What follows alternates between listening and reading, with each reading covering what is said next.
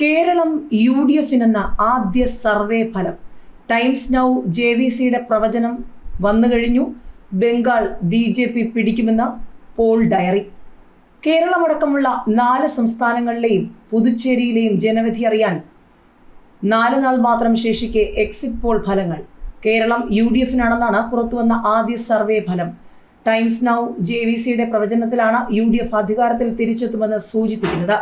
UDF അധികാരത്തിൽ വരുമെന്ന ഭൂരിഭാഗം എക്സിറ്റ് പോളുകളുടെയും സർവേ പറയുന്നു.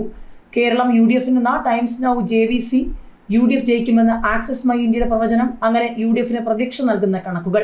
കേരളത്തിൽ UDF അധികാരത്തിലെത്തുമെന്ന് പീപ്പിൾസ് പൾസ് വ്യക്തമാക്കുന്നു. UDF വരുമെന്ന CNN വോട്ട് വൈബും PMarkഉം പുറത്തുവിട്ടു. UDFിന് 5% മുൻതൂക്കമുണ്ടെന്നും സർവേ ഫലങ്ങൾ. BJPക്ക് 4 സീറ്റ് വരെ പ്രവചിച്ചിരിക്കുകയാണ് PMark. ബംഗാൾ BJP പിടിക്കുമെന്നാണ് പോൾ ഡയറിയുടെ സർവേ ഫലം.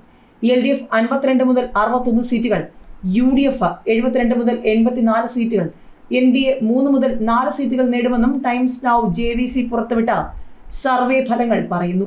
ആക്സിസ് മൈ ഇന്ത്യയുടെ സർവേ ഫലങ്ങളിൽ LDF 49 മുതൽ 62 സീറ്റുകൾ വരെ, അതായത് 39%, UDF 72 മുതൽ 80 സീറ്റുകൾ 44%, NDA 3 സീറ്റുകൾ 14% നേടുമെന്നും പറയുന്നു. എന്നാൽ LDF 60 മുതൽ 65 സീറ്റുകൾ, UDF 70 മുതൽ 75 സീറ്റുകൾ, NDA 3 മുതൽ 5 സീറ്റുകൾ നേടുമെന്നാണ് മാട്രിക്സ് പറയുന്നത്.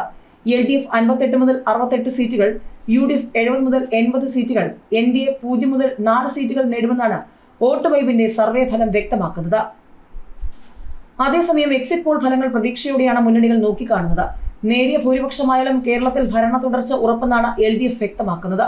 മന്ത്രിമാരോടും ഉദ്യോഗസ്ഥരോടും മുഖ്യമന്ത്രി ആത്മവിശ്വാസം പ്രകടിപ്പിച്ചു. എന്നാൽ ഭരണമാറ്റം ഉറപ്പെന്നും 85-ന് മുകളിൽ സീറ്റ് നേടുമെന്നും UDF നേതാക്കൾ വ്യക്തമാക്കുന്നു.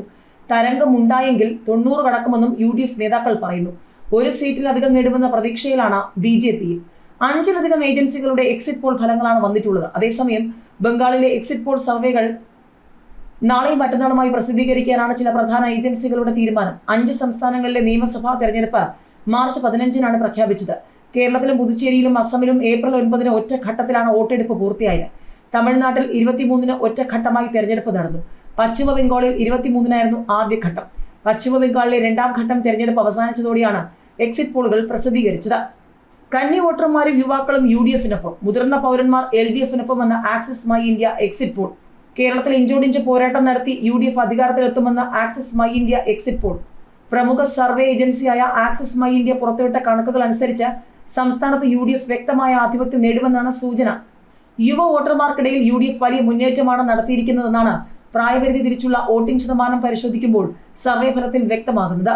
കന്നി വോട്ടർമാരിൽ 51% വോട്ടാണ് UDFിന് നേടാനാവുക. മുൻ തെരഞ്ഞെടുപ്പുമായി താരതമ്യം ചെയ്യുമ്പോൾ 13% വർധനമാണിത്. LDFിന് കന്നി വോട്ടർമാരിൽ 13% വോട്ടിന്റെ കുറവാണ് ഉണ്ടാവുകയെന്നും Axis my India exit poll പ്രവചിക്കുന്നു.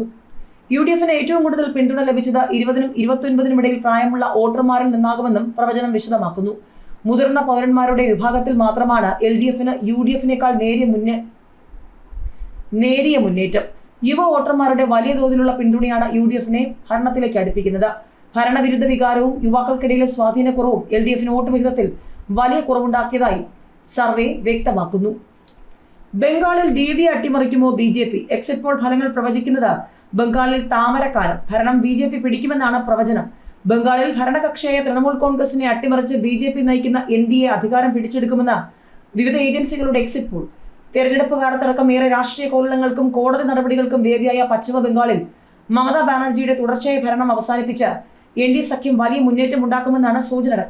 മാധ്യമ ചർച്ചകളിലും ദേശീയ രാഷ്ട്രീയത്തിലും വലിയ ശ്രദ്ധ നേടിയ സംസ്ഥാനത്ത് പ്രമുഖ ഏജൻസികൾ നടത്തിയ എക്സിറ്റ് പോളുകൾ ഭരണമാറ്റം തന്നെയാണ് പ്രവചിക്കുന്നത്.